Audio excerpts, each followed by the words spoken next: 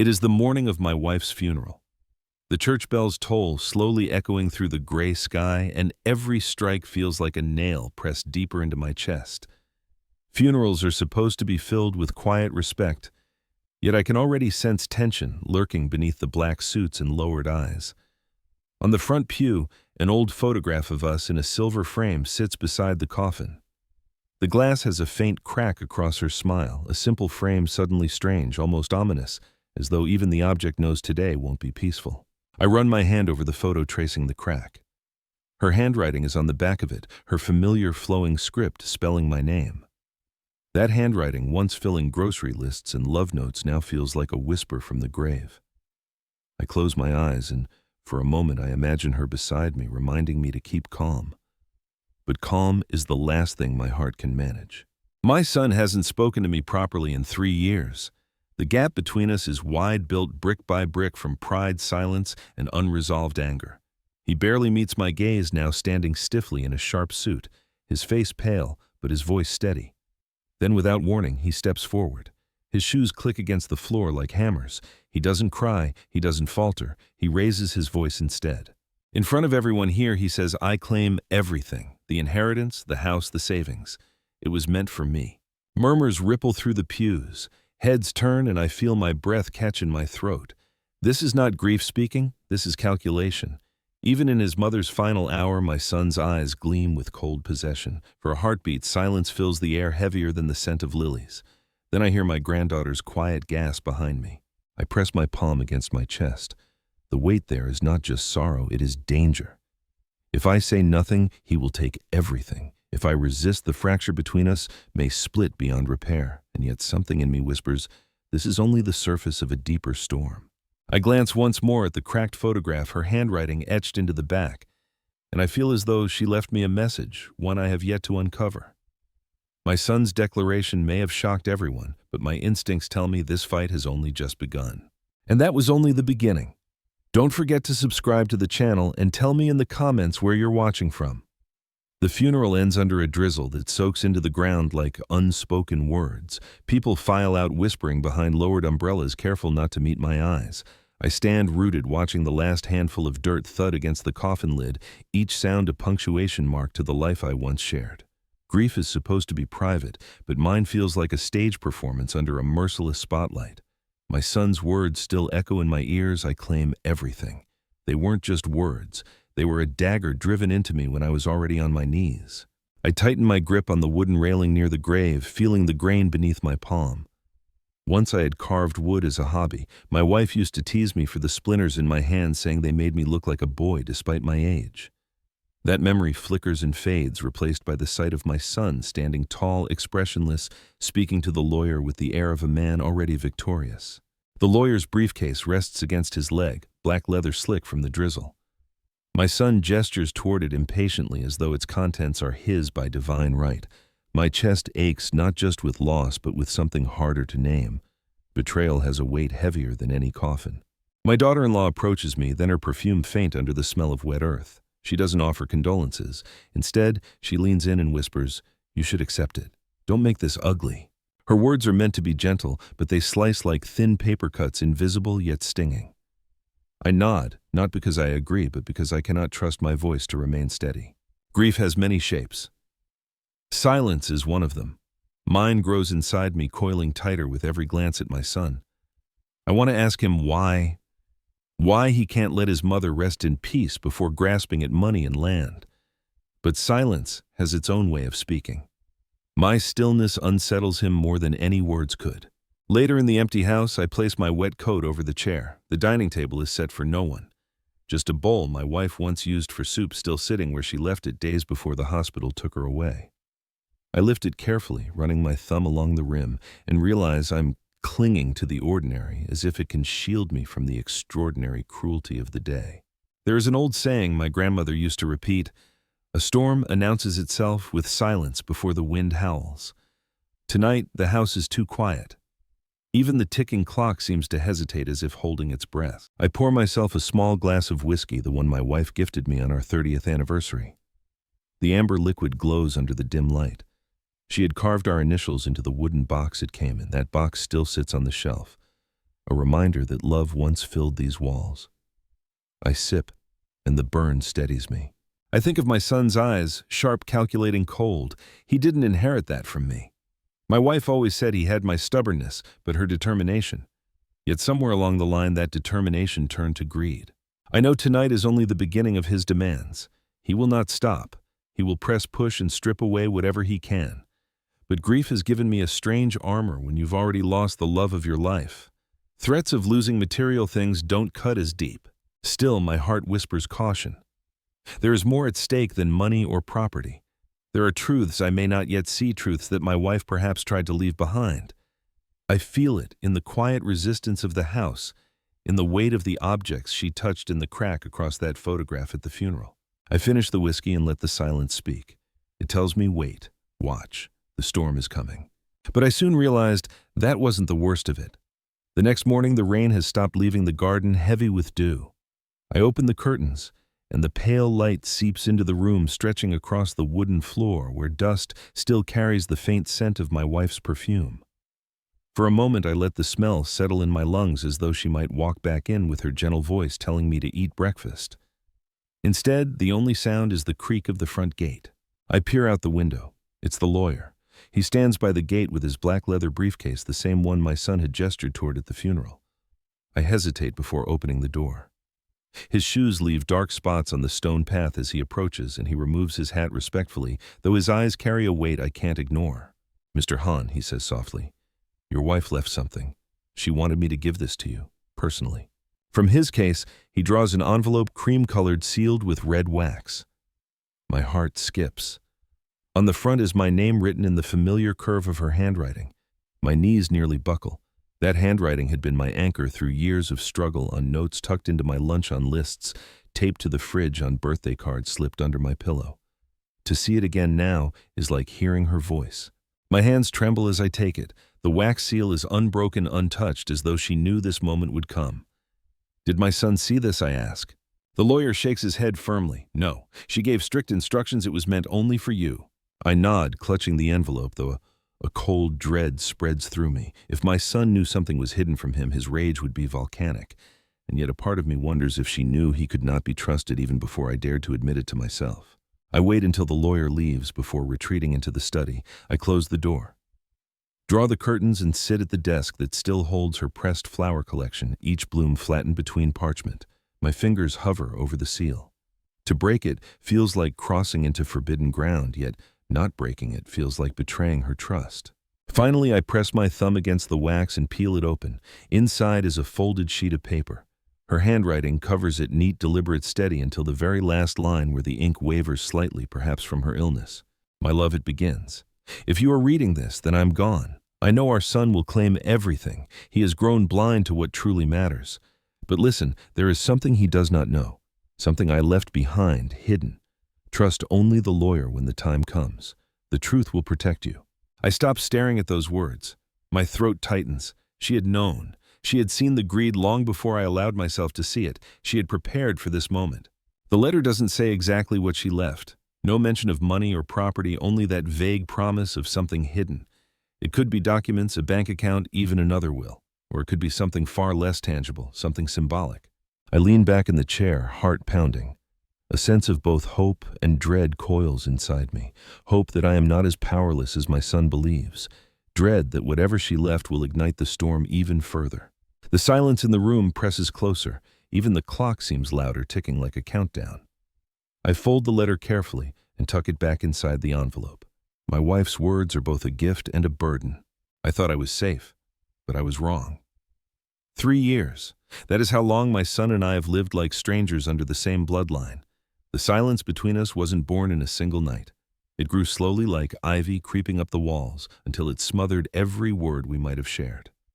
I trace its roots back to the day he stormed out of the house, slamming the door so hard the glass in the hallway rattled. He was 34, then proud, ambitious, and unwilling to forgive me for something he believed I had denied him. It began with money. Doesn't it always?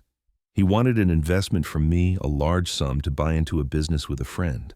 I refused, not because I didn't want to help, but because I saw the recklessness in his partner's eyes, the kind that gambles away futures. He called me small-minded, said I had no vision. His mother begged him to calm down, but he wouldn't hear it. He left that night, and in the 3 years that followed, he barely returned except for appearances that felt more like inspections than visits. During those years, the house changed. His laughter was gone, replaced by the soft shuffle of my wife's slippers as she moved around the kitchen. We rarely mentioned his name aloud, as if speaking it might open a wound. Yet even in the silence, I felt his shadow.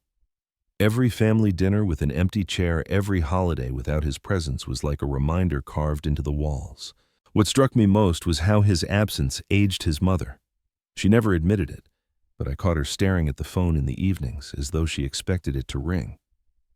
Sometimes I found her holding a scarf he had left behind, running her hands over the fabric as if it were a relic.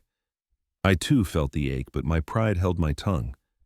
I told myself he would come back when he was ready. I told myself silence was safer than confrontation. But silence does not heal, it festers. I remember one evening a year after he left when I received a letter in the mail. It wasn't from him, but from a debt collector. His name was on it, alongside numbers that made my stomach drop. I paid it quietly, never telling his mother. That night, as she hummed while folding laundry, I wondered if she suspected. She always had a way of knowing things before they were said. Now, standing in the present with her coffin in the ground and her letter burning in my pocket like a secret flame, I understand why she wrote what she did. She saw through him. She must have feared what I refused to see, that greed had replaced his sense of family, that silence had turned into distance too wide to cross. There is a saying in old Korean proverbs, the child you raise with love can still become the stranger at your door. My son feels like that stranger now. 3 years of silence has made him bold enough to stand at his mother's funeral and claim everything as his own. I close my eyes, recalling the moment last night when I opened her letter. Her words echo inside me. Trust only the lawyer when the time comes. The truth will protect you. But truth is a double-edged sword. Sometimes it cuts the liar. Sometimes it cuts the one who wields it. The house is quiet again tonight. I hear the faint groan of the wooden beams settling in the cold. It almost sounds like the house itself sighing. The silence, once unbearable, now feels like a warning. I believed the worst was behind me after her passing. But the silence of these 3 years is telling me otherwise. It tells me the storm hasn't yet broken. Silence has its own way of speaking. The next morning, I wake with the uneasy feeling that something is out of place. The house feels different, not just empty, but disturbed, as if the walls themselves are holding back a secret. I step into the living room where the photograph from my wife's funeral had been placed on the mantel. The silver frame, cracked glass, and all should be staring back at me. But it isn't there. I freeze. My pulse quickens. I search the shelves, the table, even under the folded newspapers stacked neatly by the armchair. Nothing. That photo, the one with her handwriting etched on the back, is gone. I know I didn't move it. I remember clearly placing it down after the funeral, the weight of her face watching over me like a guardian. Now the space feels hollow, stripped of her presence. My mind races. Did someone come into the house? Did my son take it? Or did my daughter-in-law slip in while I slept? I walk to the window, peering through the curtains. Outside, the street is quiet, the dew glistening on the leaves. Ordinary, too ordinary. And yet the absence of that single photograph makes the world tilt. I sink into the armchair, pressing my palm against my knee to steady myself. That photo wasn't just a picture, it was a trace of her, a reminder that even in silence, she spoke. The crack across her smile had felt like a warning. And now that warning has been stolen. I recall an old belief my grandmother once told me: when a photograph disappears, it means someone is trying to rewrite your story. The words echo now, chilling me. My son has already claimed everything in words. Could it be that he or someone beside him now seeks to erase the evidence of what my wife left behind? My thoughts drift back to the envelope from the lawyer, the letter with her message.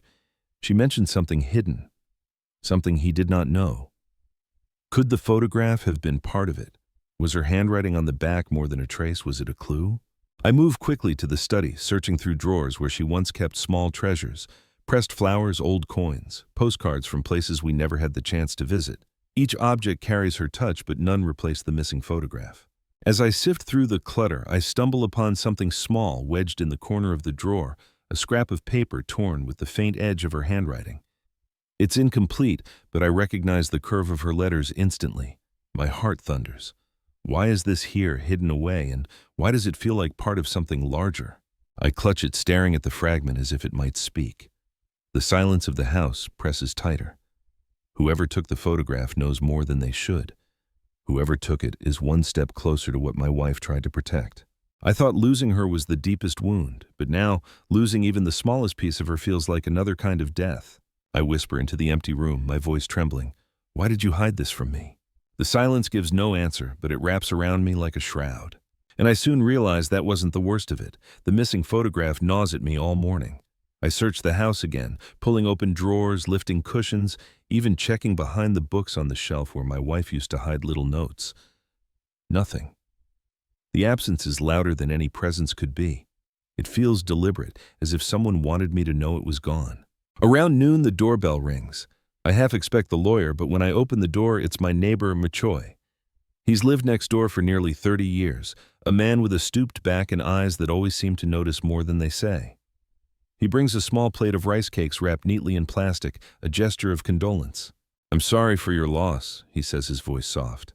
Then, after a pause, his eyes flick toward the house, as if checking to see if anyone else is inside. May I speak with you privately?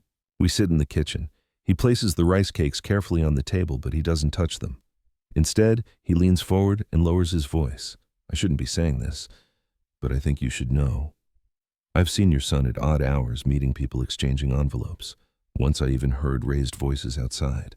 He looked desperate. The word desperate clings to me like smoke. My mind flashes back to the torn scrap of my wife's handwriting I found yesterday. Was it connected?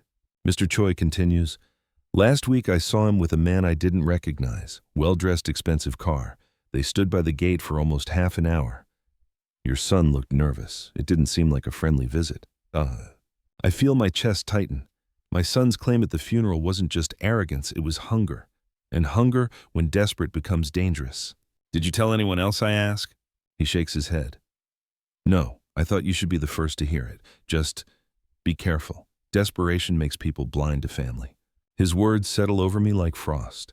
After he leaves, I sit in silence, staring at the untouched rice cakes. My appetite is gone. Instead, I pull the envelope with my wife's letter from the drawer and read her words again. Trust only the lawyer when the time comes. The truth will protect you. Why didn't she mention our son directly? Did she fear I wouldn't believe her? Or was she afraid of what he might do if he discovered her warning? The clock ticks. Outside, the neighbor's words replay in my mind. Odd hours, envelopes, desperation. I press my hands together to still the tremor in my fingers. The suspicion grows heavier, forming into certainty. My son is hiding something bigger than greed, something that could swallow us both. I glance at the empty space on the mantel where the photograph once stood. Its absence is no accident. It is a signal. I thought the missing picture was the warning, but I soon realized that wasn't the worst of it. The invitation came not by words, but by command. My son called that afternoon, his voice sharp, leaving no room for refusal. Dinner tonight. Bring the lawyer, he said, and then the line went dead. No condolences, no warmth, just a summons. That evening I arrive at his house. The lights blaze through the windows, too bright, almost theatrical. Inside, the table is set for 6, though only 4 of us are present, my son, his wife, myself, and the lawyer. My granddaughter lingers in the hallway, peeking nervously from behind the doorframe. I catch her eyes for a moment, and there is something there, fear, maybe even pity. Dinner begins with silence. Plates are filled, but no one lifts a fork. Finally, my son clears his throat, his tone rehearsed like a speech he has been practicing in the mirror. Father, he says. Though the word sounds foreign on his tongue, it's time to put things in order. Mother would have wanted clarity. The lawyer shifts uncomfortably. I keep my gaze on the bowl of rice in front of me, steam rising like a veil. My son continues, his voice gaining force. I claim what is rightfully mine. The inheritance, the house, the land. You're old, you don't need much. Sign the papers tonight. His wife nods along her face, a mask of politeness that cannot hide the greed in her eyes. She places a folder on the table, sliding it toward me with manicured fingers. The lawyer coughs, adjusting his glasses. Mr. Han, he says carefully, these papers are premature. Your wife's estate has not yet been fully processed. There are instructions that must be followed. My son's face darkens. He slams his palm on the table, rattling the dishes. Instructions. Whose instructions? She's gone. I am her son. I decide now. The sound echoes through the room. My granddaughter flinches in the hallway. I glance at her, and her small hand clutches the doorframe tighter, as though holding herself steady against the storm brewing at the table. I take a slow breath, forcing calm. Your mother left more than memories, I say quietly. She left guidance, and that guidance will be respected. My son laughs a sharp, cruel sound, guidance from a letter, from whispers of the past. You're clinging to shadows. Father, you think a few scribbles can stop me. His words cut, but I let them hang in the air. My silence unsettles him more than argument would. I know it can see it in the twitch of his jaw, the restless flick of his eyes. Dinner remains untouched. The food grows cold, the rice clumps and the soup develops a thin film on top. It feels less like a meal and more like a battlefield disguised in porcelain and chopsticks.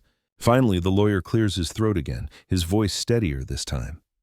I cannot allow signatures tonight. Your mother's wishes are binding. Until I have presented her sealed instructions, no transfer can be made. My son's fist tightens around his chopsticks until they snap. The sound is small, but it feels like a gunshot. My daughter-in-law gasps softly, but she doesn't protest. I place my chopsticks gently on the table and rise. My legs feel heavy, but my voice is calm. When the time comes, I say the truth will speak. Until then, patience is wiser than pride. I turn toward the door, toward the granddaughter, watching with wide eyes. Her lips part as if she wants to say something, but she doesn't. Not yet. Behind me, I hear my son's voice, low and trembling with fury. You'll regret this. I pause at the threshold. Perhaps I will. Or perhaps he already does. But I soon realize that wasn't the worst of it. The house feels colder when I return that night, though the air outside is warm and heavy with summer. I remove my coat and walk into the study, still unsettled by my son's fury at dinner. His words. You'll regret this echo in my chest like a bruise. I sit at the desk, running my hand over the wood scarred with years of use when my elbow bumps something loose. A drawer slides open halfway, though I had locked it weeks ago. Curiosity tightens in me. I pull it open fully. Inside, buried beneath a stack of old tax forms, I find a leather-bound notebook, its cover cracked with age. My wife's handwriting is pressed into the first page, neat, precise columns of numbers, dates, and names. It is a ledger, but not one I remember her keeping. I turn the pages slowly. The entries stretch back nearly a decade, small sums carefully recorded, growing larger with time. At first, they look like ordinary expenses, but then I notice something strange. Regular deposits, all in her handwriting, underlined in red. They are too large to be household savings. And on the final page, just weeks before she passed, one last entry reads, Safe account trust with lawyer. My chest tightens. This is it, what she meant by something hidden. She had been preparing all along, setting aside money, perhaps even assets, in secret. But why hide it from me unless she knew our son would one day try to take everything? A faint memory stirs years ago. She once mentioned that trust is built not only for the living, but also for protection against betrayal. I thought she was speaking metaphorically. Now I see her wisdom carved into every page of this ledger. The sound of footsteps interrupts my thoughts. I freeze, holding the book close, but it is only the old wooden beams groaning under the summer heat. Still, my nerves bristle. I lock the ledger back inside the drawer, slipping the key into my pocket. Later that evening, as I sit in the darkened living room, I recall another saying from my grandmother. Money hidden in silence will shout when the time is right. My wife's careful hand had created this silence, and now it rests in mine to decide when the shout will come. I lean back in the chair, staring at the ceiling. My son believes he has cornered me. He believes the inheritance is his to demand. But he has not seen this ledger, has not realized his mother's quiet defiance. The question gnaws at me when the truth comes out. Will it destroy him or me? I thought the ledger was the answer. But I soon realized that wasn't the worst of it. The next morning, sunlight filters through the curtains, painting thin lines across the floorboards. I walk to the cabinet where I keep small keepsakes, the objects too trivial for anyone else but heavy with meaning for me. Among them is my old wristwatch, its glass cracked, the second hand stilled forever at 12. My wife gave it to me on our 20th anniversary, engraving the back with a single word, endure. When I pick it up, I notice something strange. The watch is no longer where I left it. It had always sat neatly in its box, but now it lies on the shelf, turned upside down. I frown. My hands didn't place it there. Someone else touched it. That evening, my son visits. He arrives unannounced, his voice loud before he even steps inside. "Father, are you ready to stop pretending?" he says, brushing past me into the living room. His eyes scan the room quickly as though searching for something. I pour tea into 2 cups, though he doesn't drink his. His gaze falls on the broken watch resting on the table between us. For the first time in days, his composure cracks, his jaw tightens, and he leans forward. "Where did you get that?" he demands. I blink at him. It was a gift. Your mother gave it to me years ago. He exhales sharply, almost in disbelief. She still kept it even after... His words trail off. His fingers twitch as though he wants to reach for the watch but stops himself. I study him carefully after what I ask. His lips press into a thin line. He avoids my eyes, reaching instead for his untouched teacup. The silence stretches thick with something unsaid. When he finally looks up, his expression is cold again, the brief flicker of vulnerability buried. It doesn't matter, he mutters. Sign the documents, Father. This dragging on, it makes you look pitiful. I don't answer. I simply close the watch's box and slide it toward me. His eyes follow it, hungry, unsettled. I know then that this object, broken as it is, holds some secret I have yet to uncover. Later alone, I examine the watch again. The engraving on the back glimmers faintly under the lamplight Endure. I twist the backplate gently, wondering if perhaps there is more to it. But the metal is too tight sealed for decades. Still, I feel the weight of his reaction heavy in my chest. My wife once told me that even broken things can still keep time in the heart. Did she mean more than comfort when she said it? I set the watch back in its box, but this time I lock it in the drawer with the ledger. I thought the broken watch was only a memory. But I soon realized that wasn't the worst of it. It begins with phone calls at odd hours. My son's voice, once reserved for family warmth, now rings sharp with impatience. Father, have you thought about it? The papers won't sign themselves. He doesn't ask how I'm sleeping, how I'm eating, how I'm surviving without the woman who held this family together. He only speaks of property, money, ownership. Each call leaves me with a heaviness in my chest, as though the air itself has grown thinner. By the third call in a week, his tone changes from firm to threatening. If you drag this out, people will start asking questions. And I can make those questions very loud. His words slither into my ear like smoke. I don't respond, only letting the silence stretch until he hangs up. Then the visits start. He arrives at the house unannounced, his knocks loud enough to rattle the frames on the wall. My granddaughter trails behind him sometimes, her eyes, wide lips pressed shut. She never speaks in his presence, but once as he stepped outside to take a call, she whispered, "Don't trust him, Grandpa." Her small hand gripped mine tightly as if passing me strength. The next evening, he returns with his wife. She sets down a glossy folder on the dining table, flipping it open to reveal a thick stack of documents. "Just sign here, Father," she says, her voice coated in sugar but her eyes gleaming sharp. "It's only paperwork. You'll be more comfortable when everything is settled." I glance at the documents, noting the dense paragraphs, the fine print tucked into corners. My wife's letter burns in my pocket, her words a steady reminder. Trust only the lawyer when the time comes. So I push the folder back toward them and say nothing. His wife's smile fades. My son slams his hand against the table. "Why do you make this so difficult? You're old. What use do you have for land, for money? You're clinging to things that belong to me." His voice rises until the windows seem to tremble with it. I sit still, forcing my breath steady. My silence unnerves him more than my words ever could. He glares, his face flushed, his chest heaving. "Fine," he spits. "If you won't do this willingly, I'll find another way." They leave in a storm of slammed doors and muttered curses. The house feels emptier once they're gone, though the echo of their anger lingers in the air. I walk to the study and unlock the drawer where the ledger and the watch rest side by side. Two silent witnesses waiting for their time. I run a hand over the leather of the ledger, the cold metal of the watch, and feel the weight of their secrets pressing against my palm. My son thinks he can corner me with threats, but he doesn't know the fortress his mother built in silence. I lean back, staring at the ceiling. The storm outside has only just begun to rumble, but I know the lightning will soon strike. I thought his demands were already unbearable. But I soon realized that wasn't the worst of it. The knock comes just after dusk, when the shadows outside stretch long across the street and the cicadas cry their endless chorus. I expect it to be my son again, perhaps arriving with more papers or louder threats. But when I open the door, I see a figure I haven't laid eyes on in years. It's Mr. Park, an old friend of my wife's family. He stands with a slight hunch. His hair thinned by time, but his eyes remain sharp. In his hands he clutches a folder wrapped with twine. "May I come in?" he asks, his tone soft but urgent. We sit in the living room. He places the folder on the table, resting his hand on it as though it carries more weight than it should. "I shouldn't be here," he begins. "But your wife entrusted me with something before she passed. She asked me to hold it until the right moment." My pulse quickens. "What is it?" He unties the twine slowly, carefully, as if unwrapping something sacred. Inside are photocopies of land deeds properties I never knew existed. They are small, scattered pieces of land in her hometown, each registered under her maiden name. She told me Mr. Park continues that your son cannot be trusted. She wanted you to know she safeguarded these until you were ready. She feared he would destroy everything. The air feels heavy. My wife's quiet foresight stretches further than I imagined. She hadn't just hidden money, she had hidden land.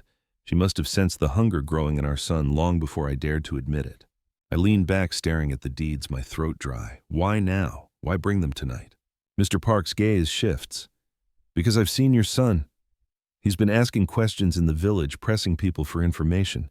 He's close to finding out. I couldn't wait any longer. The sound of footsteps interrupts us. My granddaughter peers around the corner, her eyes wide. She must have overheard. I give her a reassuring nod, but her expression tells me she's holding back something she longs to say. I thank Mr. Park, and after he leaves, I sit alone with the folder of deeds on my lap. The house feels alive with whispers of the past, as though my wife herself is guiding me. Yet I also feel the sharp edge of danger drawing closer. If my son learns of these properties, his desperation will turn to fury. I fold the papers back into the folder and lock them away with the ledger and the watch. 3 objects, now each a piece of a puzzle my wife left behind. The question burns in my chest. Did she hide these things to protect me or to test me? I thought the visitor brought me answers, but I soon realized that wasn't the worst of it. That night I cannot sleep. The folder of deeds weighs on my mind like a stone on my chest. I pace the house, pausing now and then to listen as if the walls themselves might whisper guidance. When the clock strikes midnight, I hear something faint, a muffled voice drifting in from outside. Curious, I step quietly to the window and peer through the curtain. There near the gate stands my son. He isn't alone. A man in a dark suit leans against a sleek black car, speaking in low tones. My son gestures wildly, his hands slicing the air in frustration. I can't hear the words at first, but when the wind shifts, fragments reach me. Can't wait any longer. The old man won't sign. Find it before the lawyer does. My stomach knots. The conversation is sharp, urgent, dripping with desperation. The suited man pulls a thick envelope from his jacket and presses it into my son's hand. My son looks around nervously, then shoves it into his pocket. Their eyes dart toward the house once, just once, and I step back into the shadows holding my breath. After a few minutes, the man returns to his car and drives away, leaving my son standing alone by the gate, his face pale in the moonlight. He mutters something under his breath before disappearing down the street. I remain frozen by the window, my heart pounding. The scraps of their exchange gnaw at me. Find it before the lawyer does. Find what? The deeds, the ledger, the letter from my wife, or perhaps something I haven't yet uncovered. I sink into the chair, the silence of the house pressing tighter around me. I think of the objects now locked in my drawer. The cracked photograph gone missing, the ledger, the broken watch, the newly revealed deeds. Each one feels like a thread tied to a secret my wife left behind. My son is tugging at those threads too, but with hands that would tear rather than untangle. A memory surfaces. Years ago, my wife once told me greed listens poorly, but it watches well. I didn't understand her then. Tonight, I do. My son's eyes are watching, his ears are straining, and soon he will come for what he believes is hidden. I press my fingers against my temples, trying to steady myself. The night feels endless, and the silence is thick enough to suffocate. But beneath that silence lies a truth my wife foresaw this storm. She armed me with fragments of protection, but she also left me with a test. I thought overhearing the meeting was enough to prepare me, but I soon realized that wasn't the worst of it. Morning light spills through the window, but it does nothing to ease the heaviness in my chest. I brew tea, the steam rising in slow curls, and try to quiet the echo of last night's secret meeting. My son's voice, urgent and sharp, still rings in my ears. Find it before the lawyer does. As I carry the cup to my study, I notice an odd thing. On the floor near the desk lies a scrap of paper, curled at the edges as if it had been torn hastily. I bend down and pick it up. My blood runs cold. The handwriting on it is unmistakable, my wife's. The fragment is jagged, ripped from a larger page. It contains only a few words. Not let him. Hidden in. The rest is gone. My fingers tremble as I hold it up to the light. Did my wife write another letter separate from the one sealed in the envelope, or was this part of the same message deliberately destroyed? I searched the drawer where I found the ledger, pulling out every sheet of paper, every forgotten bill. Nothing. I move to the shelves, rifling through books, shaking them one by one. A second scrap flutters out from an old photo album, landing on the floor like a feather. It reads, "Lawyer knows, trust him." I kneel there on the floor, both pieces in my hands, my breath shallow. These scraps fit together imperfectly, like puzzle pieces cut from different corners of the truth. Someone tried to destroy her message. Someone wanted me blind. The missing photograph flashes in my mind. Could the rest of the torn letter be hidden behind its cracked glass? Or did my son or his wife already take it, shredding the evidence to keep me in the dark?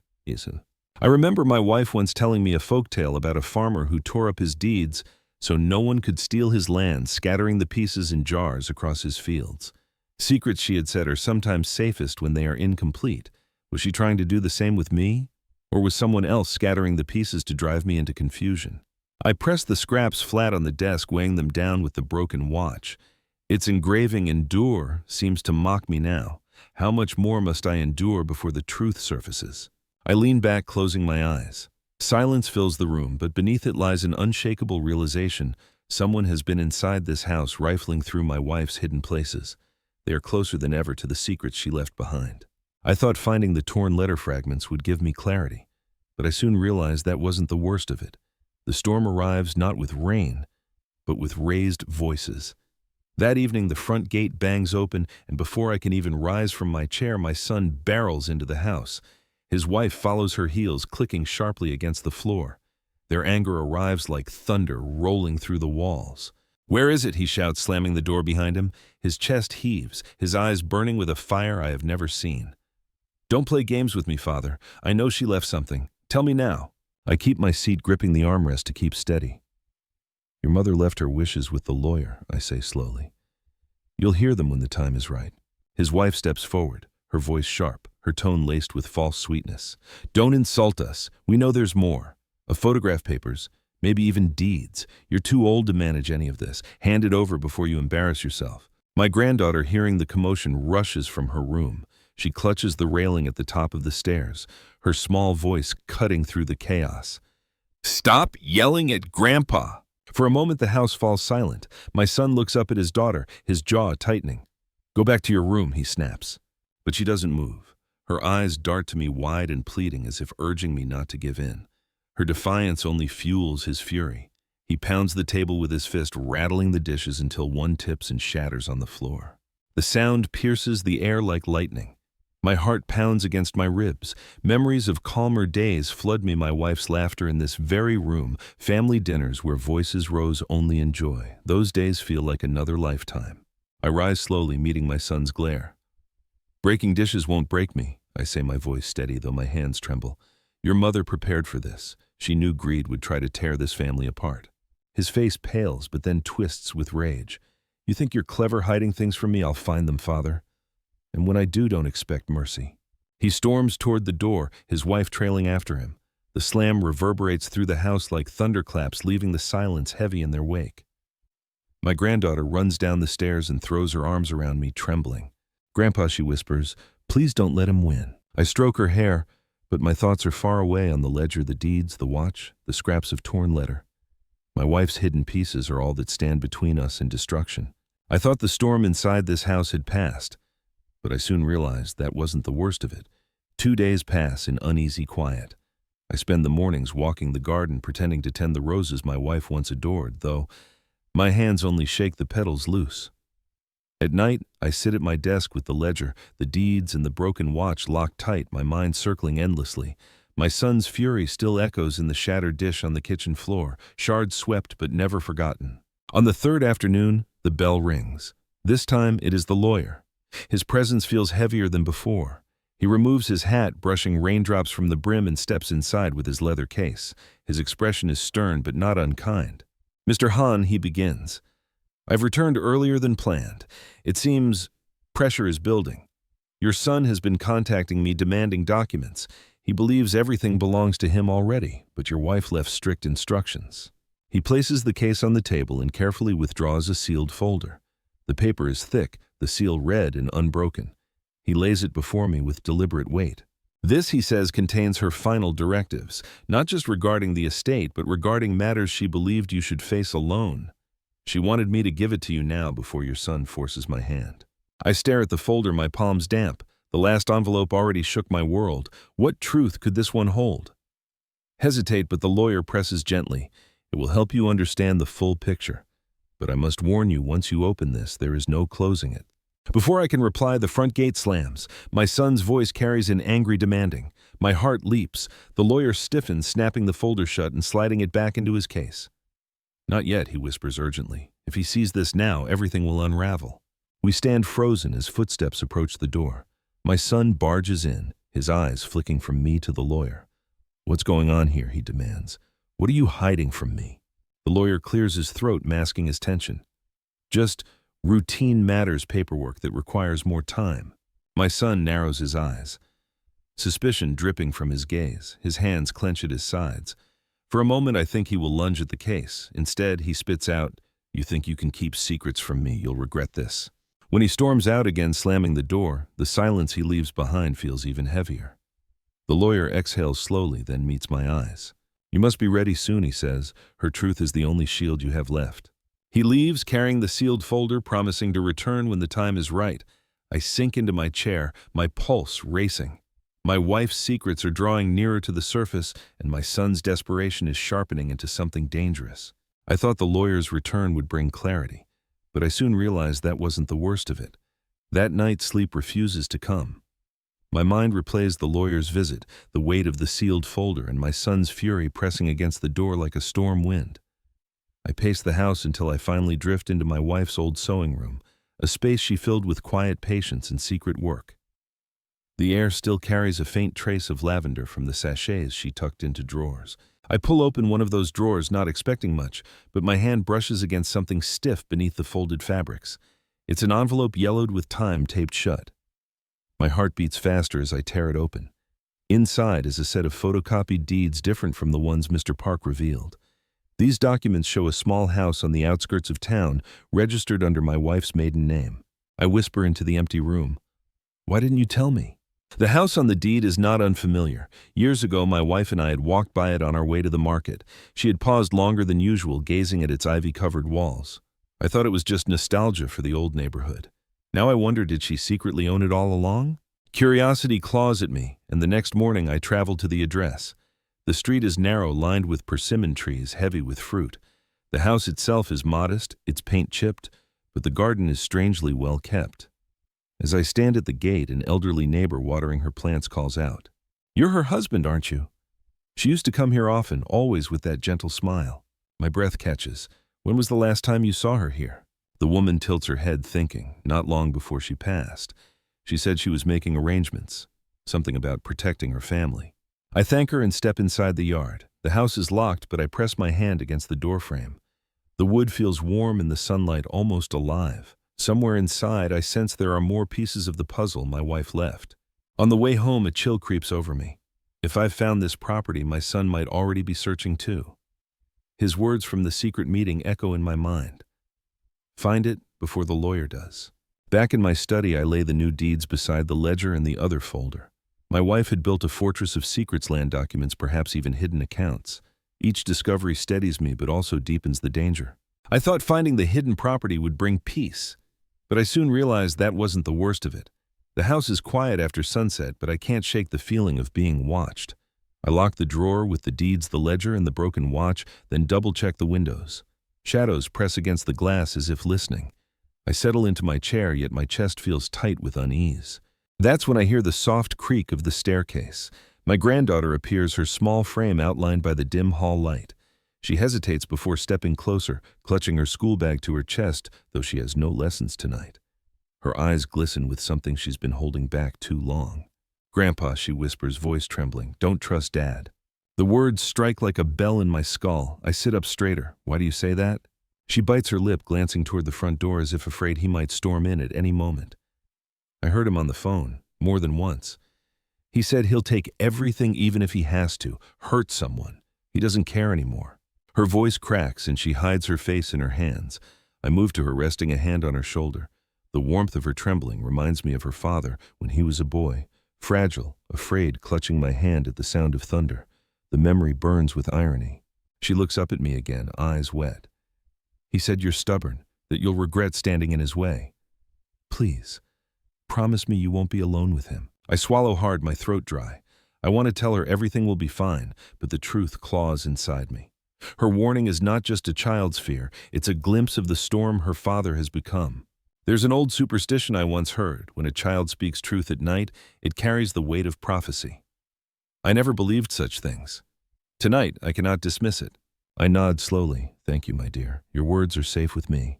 She squeezes my hand tightly before slipping back up the stairs. Her door closes softly, leaving me alone with her warning echoing in the silence. I sit for a long time staring at the drawer that holds my wife's secrets. My son's desperation has grown teeth, and now even his daughter sees the danger.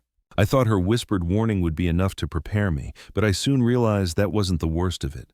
It happened suddenly, like lightning cleaving the sky without warning.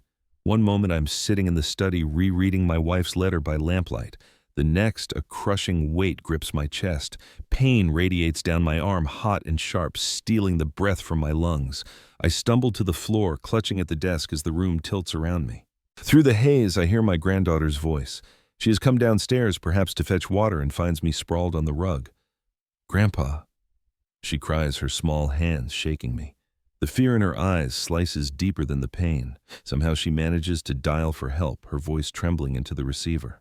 The ambulance ride is a blur of sirens and flashing lights. The paramedics speak in clipped tones, pressing wires to my chest, muttering about arrhythmia and pressure. I drift in and out, clinging to fragments of sound. My granddaughter's sobs, the rattling of the wheels, the faint scent of antiseptic before we even reach the hospital. When I wake, I'm surrounded by white walls and the steady beep of machines. A nurse adjusts the IV at my side, her expression calm but firm. "You were lucky," she says. "A mild heart attack. You'll need to rest, avoid stress." Avoid stress. How hollow those words sound. How do you avoid stress when your own son has become a storm? Later, I sense movement at the door. My son appears, his face a mask of concern, stretched too tightly. He clutches a bouquet of lilies, their fragrance sharp, almost suffocating. "Father," he says softly, "you gave us quite a scare." The nurse excuses herself, leaving us alone. He sets the flowers on the table but doesn't meet my eyes. His voice lowers. "You don't have to keep fighting me. This could have been worse. Think about your health. Just sign the papers and all this tension will end." I watch him carefully. His concern is an imitation thin and fragile. Behind it, I see calculation. He thinks my weakness is his advantage. I manage a faint smile, though my chest aches. "Your mother once told me," I whisper, "that the most dangerous storms come when the air is still." He frowns, confused, perhaps irritated. Before he can respond, the door opens again. It is the lawyer. His presence changes the air instantly, grounding me. He nods politely at my son before stepping closer to my bed. "Mr. Hahn, we need to speak soon, privately." My son stiffens. He senses something just beyond his reach. I see the tension coil in him like a spring ready to snap. As the machines continue their steady rhythm, I realize this night in the hospital is not just about my heart. It is a warning. My body buckled under the strain, but my will cannot. I thought the hospital would be a place of healing, but I soon realized that wasn't the worst of it. The next morning, the nurse wakes me gently, adjusting the blinds so sunlight spills across the hospital floor. My body feels weaker, but my mind, sharpened by the night's events, will not rest. I know my son will return, pressing harder, circling like a hawk convinced its prey is wounded. By mid-morning, the lawyer arrives. He closes the door behind him, his face solemn. From his leather case, he retrieves the sealed folder I had seen before. He places it on the rolling bedside table, sliding it toward me. "Mr. Hahn," he says quietly, "your wife anticipated everything. Inside this folder is the legal safeguard she prepared, an updated will of trust and a power of attorney. But it requires your signature to take effect. Without it, your son could exploit loopholes, force proceedings, or even claim assets prematurely." My hand trembles slightly as I reach for the folder.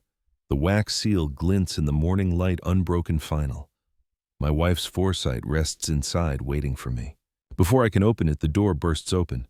My son strides in, his wife at his heels. Their smiles are painted on, but their eyes glimmer with impatience.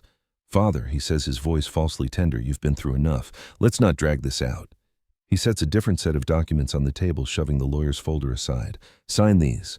End the stress, for your health." The lawyer bristles, stepping forward. "Mr. Hahn is under no obligation to sign anything outside his wife's will. You know this." My son's jaw tightens, and I know stalling will only make things worse. Look at him, he's frail. Do you want his last days to be filled with arguments? I feel my granddaughter's presence before I see her. She slips into the room quietly clutching her school bag, her eyes darting from her father to me. In a voice barely above a whisper, she says, "Don't, Grandpa. Please don't." Her words steady me more than the IV drip at my side. I push the documents my son brought back across the table. "No," I say, my voice low but firm. "I will only sign what your mother intended." The lawyer opens the sealed folder, revealing the crisp papers within. The words blur at first, but then they sharpen clear instructions carefully detailed, leaving no ambiguity. My wife had thought of everything. A trust established in my name, assets secured, properties safeguarded. All that remains is my signature. The pen feels heavy in my hand as I lower it to the page. My son leans forward, his face taut with fury hidden beneath a mask. "Think carefully," he hisses. I pause, then press the nib firmly against the paper. My name flows across the line, each letter a defiance, each stroke a vow to honor my wife's foresight. As the ink dries, I sense the air shift in the room. My son's face pales, his composure cracking. He realizes the power he sought has slipped through his fingers. I thought placing my signature would bring safety, but I soon realized that wasn't the worst of it. Weeks later, the matter is dragged into court, my son unwilling to accept defeat. Files, petitions, and demands hearings, his pride blazing hotter than reason. The courthouse is a cold building of gray stone, its echoing halls lined with polished wood and murmuring voices. I walk slowly, supported by my cane, while the lawyer steadies my arm. My granddaughter trails behind us, her small presence a flicker of courage in this cavern of judgment. Inside the courtroom, my son sits with his wife, their clothes immaculate, their expressions sharpened to steel. He looks at me not as a father, but as an enemy. When his eyes meet mine, I see not grief for his mother, but fury for what he believes is rightfully his. The judge enters and proceedings begin. My son rises, speaking with passion that would almost sound noble if I didn't know the greed beneath it. "Your Honor, my father is unwell. He clings to documents I believe are forged, manipulated by others who wish to twist my mother's wishes. I am her son, her rightful heir." His words cut, but I remain still. The lawyer rises next, his voice measured calm. He presents the sealed folder, the updated will, and the trust, all verified with dates, signatures, and the lawyer's own sworn testimony.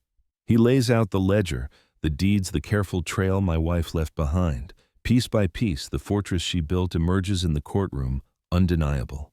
My son interrupts, often his face reddening, his voice rising. "Lies. All of it. He's hiding something from me." His wife grips his arm, trying to restrain him, but his desperation spills into every corner of the room. At one point, the lawyer produces the broken watch. The courtroom falls silent as it's placed on the table. The engraving on the back, "Endure," gleams under the lights. This, the lawyer says, was her personal symbol tied to the trust's final clause. It cannot be ignored. I glance at my son then, and I see at the flicker of recognition the crack in his composure. He knows the watch holds meaning, perhaps even more than I do. His jaw clenches and he slams his fist on the table. "This is a trick," he shouts. "She promised me everything." The judge's gavel strikes, demanding silence. But silence has its own way of speaking. The courtroom breathes with tension, every eye turning to me. I rise slowly, my voice unsteady but clear. "Your Honor, my wife loved her family. She prepared these documents not to punish, but to protect. She foresaw the storm her son would become, and she left me the strength to endure it." The words hang in the air. My son glares, but the truth is no longer his to twist. The law, the documents, the will, they all stand against him. I thought the courtroom clash would end the battle. But I soon realized that wasn't the worst of it. The courtroom is silent, except for the faint scratching of the clerk's pen. My son shifts in his chair, his anger simmering like a kettle about to boil. The judge clears his throat and nods toward the lawyer. "Proceed," he says. The lawyer rises, carrying one final folder. His voice is steady, each word a stone placed carefully on solid ground. "Your Honor, this is the complete testament of Mrs. Hahn. It contains not only the will but a supplementary letter she instructed me to keep sealed until this very day." The judge gestures for him to continue. The lawyer breaks the seal with deliberate care and unfolds the letter. My heart pounds as I recognize my wife's handwriting. It is like seeing her hand reach out from beyond, commanding the room with a grace no one else could possess. He begins to read aloud. "My beloved husband, if these words are spoken here, it means our son has chosen pride over family. I feared this moment, yet I prepared for it. The inheritance is not his to seize. It is to be divided with fairness, guided by compassion, not greed. To ensure this, I have placed certain properties and accounts in trust under my husband's name. He will decide when and only when they are ready to be shared.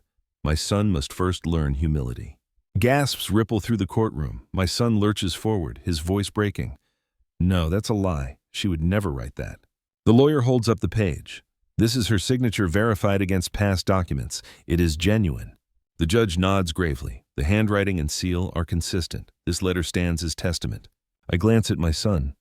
His face is drained of color, his jaw slack. He whispers something I cannot hear, shaking his head violently as if trying to erase reality. His wife clutches his arm, but even she looks shaken. The lawyer continues his words, slicing through the silence. Furthermore, Mrs. Hahn specified that any attempts to coerce or pressure Mr. Hahn into signing documents would nullify our son's claims entirely. His conduct has already crossed this line. The judge leans forward, voice firm. Then the matter is settled. The will stands as written. The son's claims are denied. For a long moment, the only sound is my son's ragged breathing. His hands clutch the edge of the table, knuckles white, his world collapsing in plain view of strangers. The arrogance that once filled his voice is gone. What remains is the hollow echo of defeat. I sit still, my chest tight but my resolve firm. My wife's voice has spoken through the letter, cutting through deception with the clarity of truth. I thought hearing the truth would end the storm. But I soon realized that wasn't the worst of it. The gavel strikes once more, echoing through the courtroom like a final heartbeat. My son slumps back in his chair, his face drained of every trace of triumph. For the first time in years, I see not arrogance but fear in his eyes. His lips part as though he wants to argue, to protest, but no words come. He is a man stripped bare, with nothing left to shield him. His wife leans toward him, whispering urgently, her manicured hand gripping his arm. But he shakes her off, his body stiff. His gaze fixed on the judge as if staring into a verdict harsher than prison. When the session adjourns, he rises slowly, movements jerky, unsteady. His shoulders, once squared with pride, now hunch under the invisible weight of shame. Outside the courtroom, reporters murmur, cameras flash, and relatives who had once sided with him avert their eyes. One uncle mutters, "How could he do this to his own father?" Another shakes his head in silence. My son hears them, every word carving deeper into him. His jaw clenches, but his hands tremble.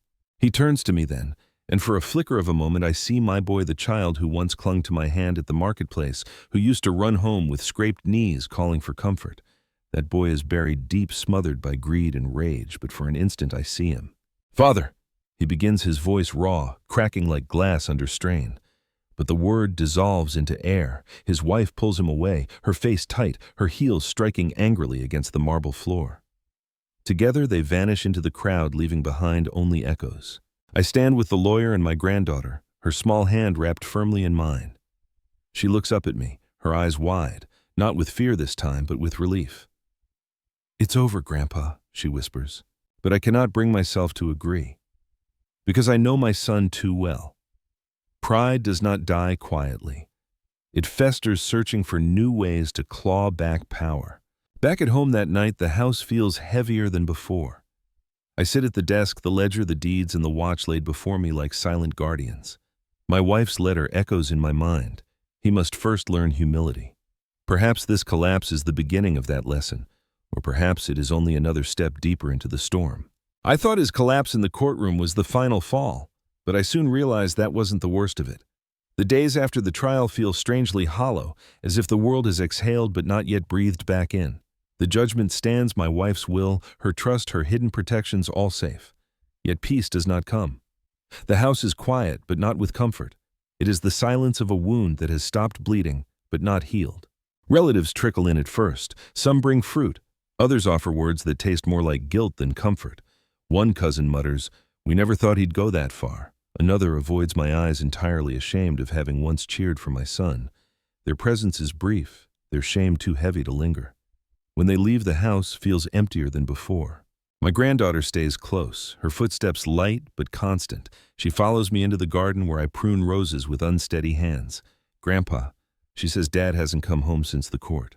Mom's worried. Her voice wavers, torn between loyalty to her father and fear of what he's become. I don't answer right away. The truth is, I don't know where he's gone either. That night the phone rings. It is his wife. Her voice is sharp, brittle. "He blames you," she hisses. "He says you ruined him. If anything happens, it's on your head." Then she hangs up. The words gnaw at me as I sit alone in the study. On the desk lies the broken watch, the ledger, the deeds, silent symbols of a battle won at too high a cost. My wife's foresight saved us, yes, but it also exposed the depth of our son's betrayal. I recall a proverb my mother once told me: when a tree's branch breaks, the crack echoes through the whole forest. My son's betrayal has echoed through our family. Cousins, uncles, even neighbors look at me differently now, not with judgment, but with pity. I would almost prefer their anger. Late into the night, I hear the floor creak. My granddaughter appears holding her blanket, her eyes red from tears. She curls up on the chair beside me and whispers, "I don't understand, Grandpa. How can someone hurt family like this?" I have no answer. I only stroke her hair and say softly, "Some storms take years to form, my dear. And when they break, they don't choose where to fall." She sighs against my arm, and soon her breathing evens. I sit awake, staring at the shadows, wondering if my son will return, not with remorse, but with vengeance. I thought the aftermath would bring relief. But I soon realized that wasn't the worst of it. The house is quiet again, though not with the same emptiness as before. My granddaughter sleeps peacefully upstairs, her breathing soft through the thin walls. The garden outside sways gently in the night breeze, the roses nodding as if in approval of the silence. For the first time in weeks, my heart does not pound with dread. Instead, it beats with something else: weight, yes, but also clarity. I sit at my wife's old desk. Before me rest the three objects that carried me through this storm: the leather ledger, the cracked deeds, and the broken watch with its single word engraved, "Endure." They are more than objects. They are pieces of her voice, fragments of her love tools she left to guide me when she could no longer speak. I think back on everything: my son's public claim at the funeral, the missing photograph, the whispered warning from my granddaughter, the courtroom clash. Each moment felt like a blow meant to break me, but together they shaped a truth. Betrayal can hollow a family, yet it can also reveal who still stands by you when the dust settles. The relatives who once avoided me now send hesitant calls testing if I will forgive. Some neighbors nod with respect, others with pity, but none of their voices matter as much as the memory of my wife's letter. She wrote of trust, of protection, of humility. Her foresight saved what she cherished most, not the wealth, but the dignity of this family. As for my son, his absence is its own kind of answer. He has not returned, not with apologies, nor with threats. Perhaps he wanders the city drowning in pride. Perhaps he plots, or perhaps he finally faces the hollow silence that greed leaves behind. I no longer know, but I do know this: the choice of what he becomes next is his alone, not mine. I run my thumb over the engraving on the watch. Endure. Yes, I have endured, but more than that I have learned. Betrayal cuts deep, yet it does not end a story, it only changes its shape. My wife's love, my granddaughter's courage, even my own silence at the dinner table. All these threads have woven a fabric stronger than my son's rage. I close the drawer on the ledger and the deeds, locking them away, not as weapons, but as reminders. Wealth can protect, but it cannot heal. Healing must come from forgiveness, even if forgiveness is not asked for. Perhaps one day my son will return humbled, perhaps not. But my door will remain closed until he comes not with papers, but with sincerity. I rise slowly, my body weary, but my spirit steady. The house hums with quiet again, a quiet that feels earned, not forced. I whisper into the stillness as though my wife can hear: I kept your trust. I endured, and somehow I'm still standing. Thank you for staying with me through this story. If it touched you, please subscribe and continue with the next story in the playlist.